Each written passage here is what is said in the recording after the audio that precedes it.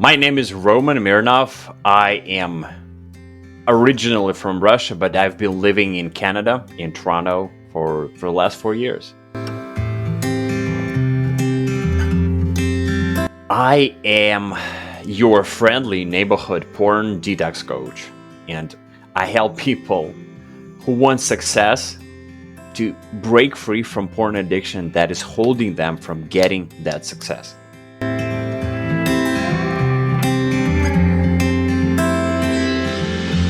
I'm very disciplined, I would say this, and hard work ethic, really hard work, being focused, staying consistent to my habits. This is very important to me.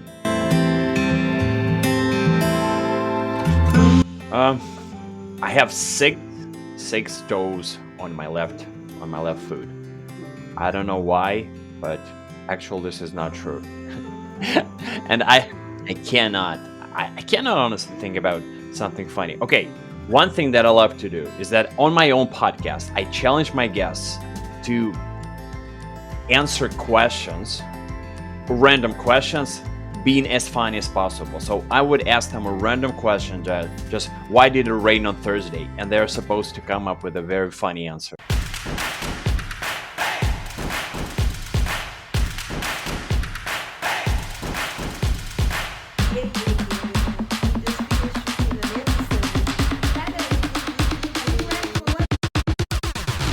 Hi, you're listening to Stretch Street Podcast. Stretch Street Podcast Stretch Street with the energetic EJ. with the energetic EJ. With the energetic EJ. Don't stop listening.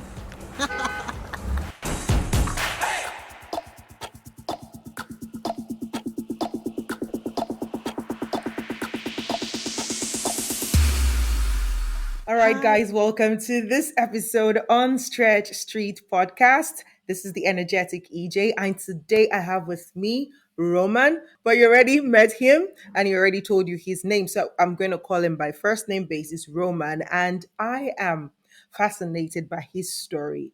And I'm here for the story, and I know you're here for the story as well. How did he move from being or a porn addict, let's say that, to this person who helps other people break the addiction from porn to being successful, whatever success means to them? So we're going to go back to the beginning. Hi, Roman. Welcome to the Stretch Street Podcast.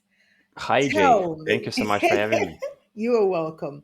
Tell me, how did you find yourself in getting into porn addiction? Well, I was exposed to porn quite early on, but not by today's standards. I think today people get exposed to porn super early. Sometimes people will reach out to me and say, "I am I got addicted at 9 years old." I I watched my first adult film when I was 14 because a friend showed it to me. And back then, I'm an older guy. Back then it was a VHS tape. No internet, no nothing. And I liked it. I liked it and I started watching it sometimes, and then I had this weird idea that this was the only sex that I could have. And I was horny at that time. I'm still horny sometimes, but at at at that time it was a problem. I wanted to have sex, but I couldn't because I was afraid of getting a girlfriend. I had this crazy idea that my parents would judge me for this. And that's why I never did. All those golden years from 14 to 16 and then from 16 to 21, instead of dating, I was alone in my room with porn and fapping. Wow. 16 to 21. That was about 5 going to 6 years thereabout. So when this was happening, what was the response from your family members? Like, why wouldn't you get a girlfriend? Or was it like, did they have any idea that this was what you were going through at the time? No, no. First of all, just as most other people, I was super secretive about my porn. No one knew. And my parents, I would say they love me and they still do, but I don't think that they maybe cared enough, or they were embarrassed about speaking about these things. So they would never Mm. ask me about a girlfriend. It was just kind of automatic. I think my mother raised this question a couple of times, but very casually, and I don't really think there was anyone pushing me. The only person who was pushing me was myself, actually pushing me down this The rabbit downward hole. spiral. Mm. Wow. So you mean during prom, you went to prom alone, or you didn't attend prom at all? That's the best question ever. So I was living in Russia back then. We don't have the like we have the sort of tradition prom, but it's not like in the US or Canada. So Okay. we don't go to the prom as couples. But still, at the prom, there were at least two girls hitting on me. And later I realized that they wanted to have sex, because yes, in Russia, people who go to this prom, to the Russian version of the prom, oftentimes sex happens there. And I had Mm. my opportunity, but because I was super shy, I never had a girlfriend. I just let the opportunities pass. And Mm. again, I also thought, okay, I will let, I wish I could do this, but I can't. But I can go home in the morning, watch my porn, And soothe feel good. myself, and just forget about it. Wow. So in all of this, while you were going through and you were getting deeper and deeper into it, did you talk to your friend who introduced you about this? Was he in the same shoe as you, or you didn't just talk about it because you were probably too ashamed as well at the time? That's another good question. So with that friend, I basically never talked. It wasn't a close person, so Ah. I did not really see them. Let's say 2 years after that episode, but Mm. I did have a couple of friends, and we discussed this with one. Actually, with one of the friends, we did watch porn together, Oh. but I always felt embarrassed. I always felt shameful, because Mm. there was this part of me knowing that what I'm seeing here and what I'm doing physically with my body, that's not good. That's not healthy. Even though I'm not a religious person, and I Mhm. don't have any sort of shame that comes from faith and religion, but I Mhm. still felt it. Yeah. By moral standards. So at what point did you say, you know what, this is killing me? Did anything happen to wake you up from that? Like, I have to get out of this hole. Or, what happened? Okay, that's quite that's quite a lot of time to condense in just a 1 minute story.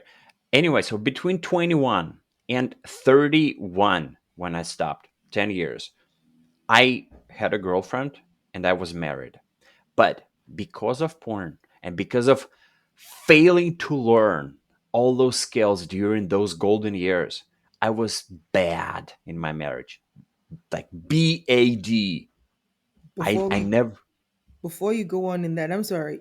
So how did you eventually get married if you didn't even bother having girlfriend? How did that happen? I was cute.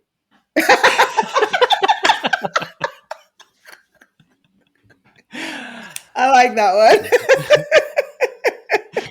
But like, okay, Yeah, sorry, I'm kidding. I'm kidding.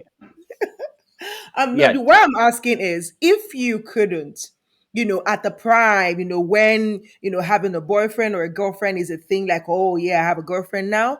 You didn't do it then. Like, how did you get to court your wife, or was it like, like very traditional? This family go together and let just because again, like there should have been courtship if there was. How did that happen to lead to marriage?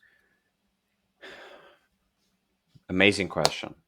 Because I I watched porn. I s- Even though I watched it, I Mm, still wanted a relationship. Again, another part of me knew that I want love, I want mm, intimacy, I want deep connection. When I saw other couples, I felt jealous. So mm. I still was able to take action just a little bit. So 1 year, I approached one girl. Next year, I approached another girl. Both rejected me. Third year, I approached the third girl, and then we clicked. And then it took me almost 1 year to develop a relationship with her because she Wow. actually had a boyfriend at a time, and I was sort of competing with the boyfriend. And I think that the best takeaway from this story is that even though I was such a noob, even though I didn't know what I was doing, I was Mm, still taking action. I was still approaching the girls, and I got my result. But fast forward to 2014, I lost mm, my marriage because of porn, because of having no relationship skills. I never thought porn did not teach me those. mm. It taught me something very different. And Yeah. basically, I I had the scripts in my mind, and I thought that this is how sex should work. And sometimes I would get stuck in the script so much that I would push my wife, now ex-wife, Mm. to act out those scripts. Finally, she got Oh. fed up with all this package that I was bringing to the table, and she filed for a divorce. And at that point, that was when I said, I'm not going down this rabbit hole. I don't want to be alone anymore.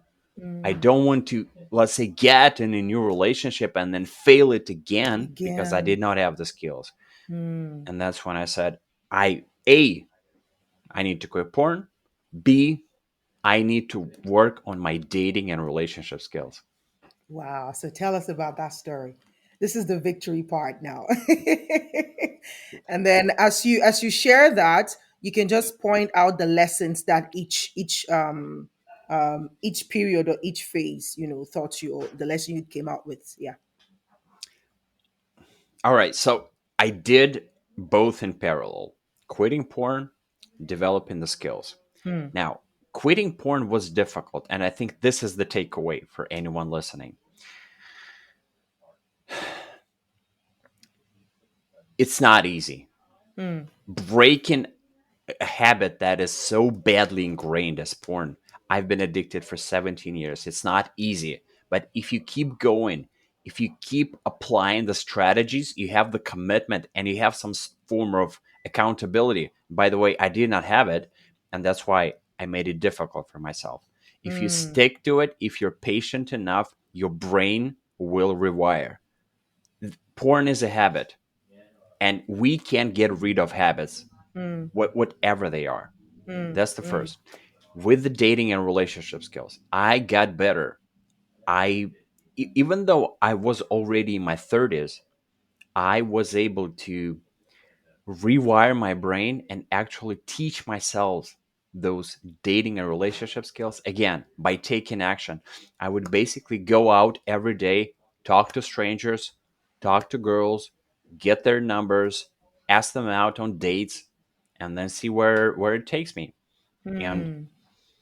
I love the journey. So when it comes to building your social skills, I think the main takeaway is Take don't action. get stuck in theory. Hmm. Learn one thing, go practice. Learn another thing, go practice. The theory is not that difficult. So it's more about actually taking action instead of just Action. doing this kind of mental masturbation. And in those times when you were trying to learn, the social skills, and you were going away from porn, how were you able to hold, like, were there any techniques? Were there any maybe, I don't know, courses, classes, therapy that you went through? Because again, you were trying to quit porn, but you were also trying to learn how to relate, in a relationship. That's going to be hard, because then it means that at that point, you probably are saying no. Were you saying no to sex? Were you celibate at the point? Or what was it like for you? No, no, no. I never wanted to be celibate. Okay. I wanted sex, and I actually, what helped me on this journey of quitting porn is that I started having real sex. And Hmm. all this, all these conversations that I had with women, that was also switching my focus from thinking about porn to thinking about my most recent conversation. I was analyzing what I did, my mistakes, my wins, and this helped me to basically shift my focus. I think this is important. That's why when you ask me about any kind of strategies, your first question, I did not have a specific strategy. I did not have a coach, and that was my mistake. Just as a lot of people do the same mistake. It's so much easier to break free when you have the right strategy and you have someone pushing you. Mm, I did not do that. At that point, I was listening to Tony Robbins materials, and mm, he talks a lot about NLP. And I love this idea of using carrot and stick, or pain or pleasure. So one thing that I did, and again, going deeper into NLP tells us that we can replace the old habit with a new one, and that makes the transformation easier. So what I did was this: instead of being horny at night, instead of going to porn, I would simply listen to my favorite music. And I would make sure that I did not listen to it in the daytime. So I would build this anticipation. And every time I would feel horny, I would feel the sexual urge at night, I would just put on my headphones and listen to my favorite music. And because I've built this anticipation, it felt amazing. That was the pleasure that I was getting from from the transformation, from the new habit, and that helped me install the new habit way mm. more effectively. Wow. So that's very practical, right? Replacing the old habit with the new one is going to bring about the transformation. But just allow me dig a little deeper there, because again is there is the addiction to porn, and there also could be the addiction to sex. So how are you able to manage moving from porn and sex? Because again, I'm just kind of curious to know, like, those times that you were dating, does this mean that you were having multiple partners at the time? Because then again, that also could be an addiction in itself. Yeah, I never had multiple partners. Um, that's not as a disciplined guy. No, that's not my idea of a good relationship. I always did it, just get into a relationship and then just end it. However it comes, that was Mm, my thing. And um, as I replaced, look, at that point, I knew that real sex is better, because when I started to have my real sex with my wife, ex-wife at that moment already, I realized that it's not just about the physical intimacy, mm, but for me, let's say 90% of pleasure comes from the deep intimate connection, being really loving, giving unconditional love, mm, making sure that I really cherish my partner and yeah. the response that she gives me.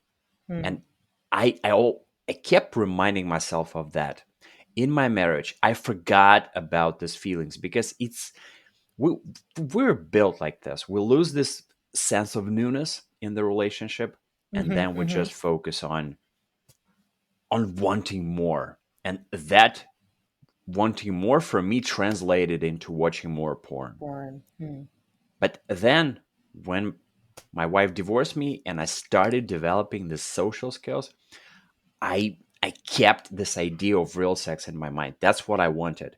Just like when I was a teenager, I mm. wanted that deep connection besides porn. So with that said, it was thinking like this and having this reference experience, Mm. it made me easier. And that's why I resonate with guys who are young and who are virgins, and they don't know how that feels. And when they see porn, they think that, yes, this is This is so it. amazing. This is the thing. But guys, it's not. It's not. There is better. Oh wow.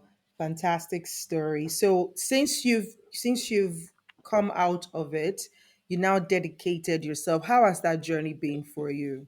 What's the what's the best, experience so far you've had coming out, and what's the worst so far?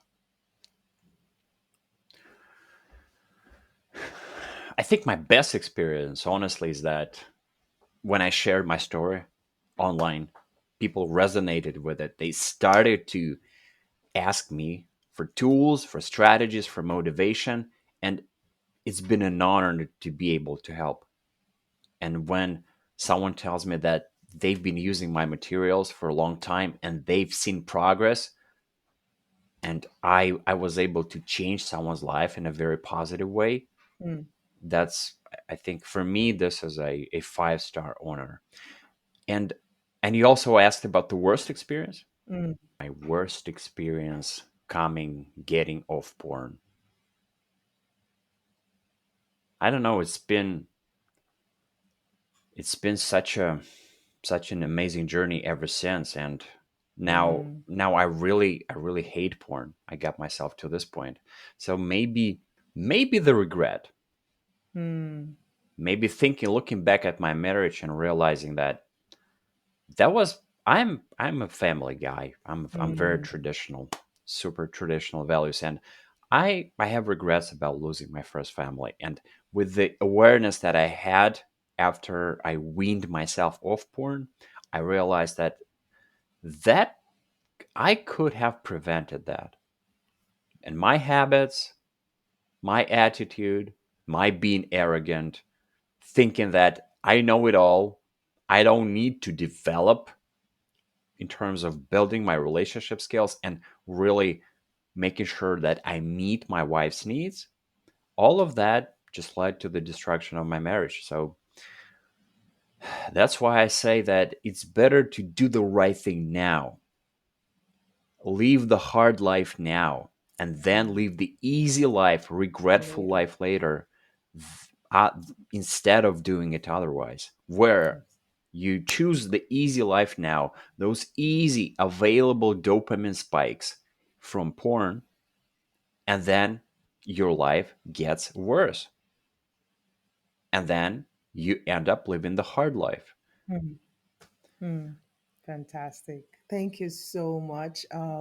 Would you care to share some of your resources? Like, how can, if was somebody's watching this or listening to this and they're like, okay, I think I am in that same rabbit hole and I need to get out, but I don't know how. I've tried too many times. It's not working. It's impossible. I mean, with most addictions, the same, So, how can they reach out to you, or how can they help you? Do you have one simple thing you can? I mean, I think you've shared a couple, but if you still have one more that you can share and then share your resources with us, that would be great.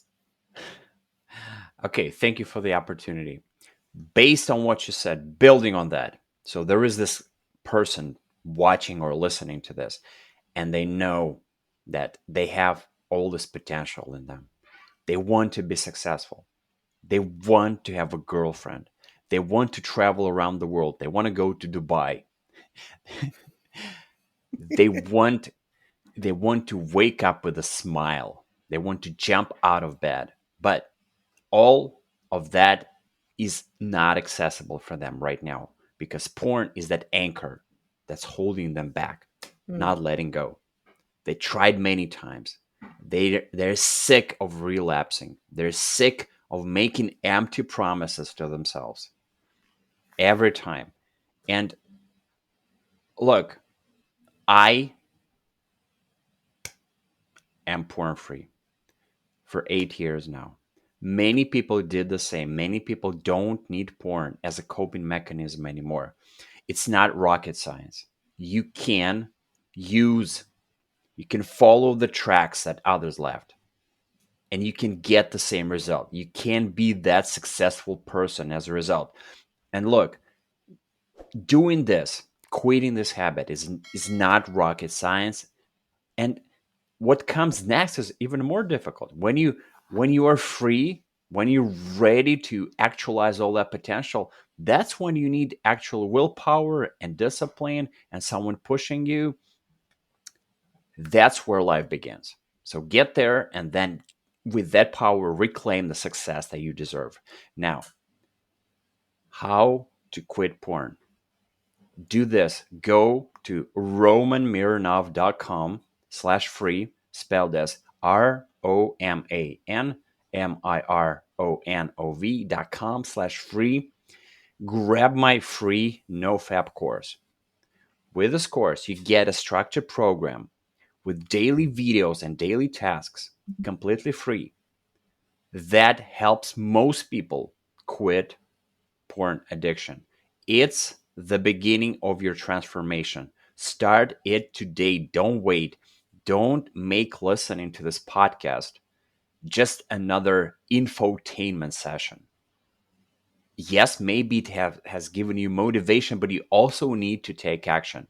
If you struggle with porn, go to romanmironov.com/free and do the right thing.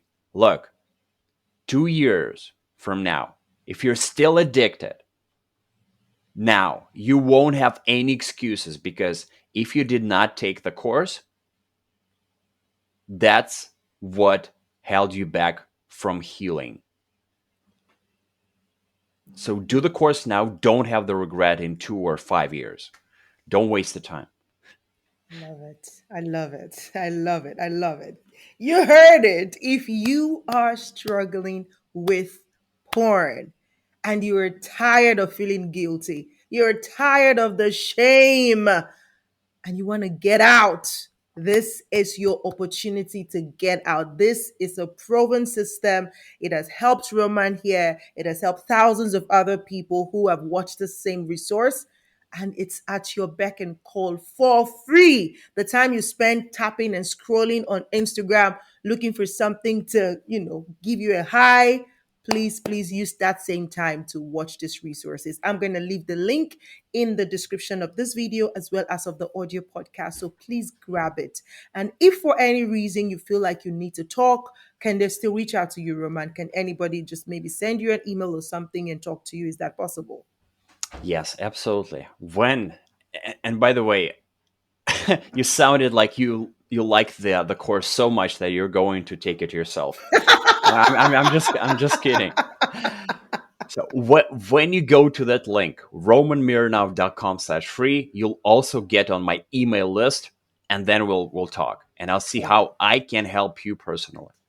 Fantastic. I love it. I mean, this is it. You have a solution. You have a way out. You have a window or door out of that rabbit hole. All you need to do is stretch forth your hands, get something to grab on, and pull yourself out. But again, no matter what Roman can help you with, you have to take the action. If you don't take the action, there's nothing anybody can do, right? Thank you so much, Roman, for being such an amazing guest on the show today. Thank you, thank you, thank you. I salute your work and congratulations for being free for 8 years and not stopping there, but actually using this to help other people out of the same predicament. And that's just beautiful. So well done. Thank you so much for sharing. Also, you can leave a link to your podcast with me, and I'm going to also add it so that people can keep listening to you onto your podcast. Thank you so much, guys. This is it. This is where we draw the curtain on this episode. I hope that you've learned one or two things. Again, sometimes when you do whatever it is in secrecy, you're empowering that addiction. So you need to come out and talk to somebody who can help you, right? And I wish you all the very best. And I hope that a year from now, 2 years from now, rather than being deeper in that hole, you'll be out as well or on your way out and celebrating your win. All right. Till I come your way again next week with another episode, another story. This is the energetic EJ, and this is the Stretch Street Podcast. See you next week. Bye bye.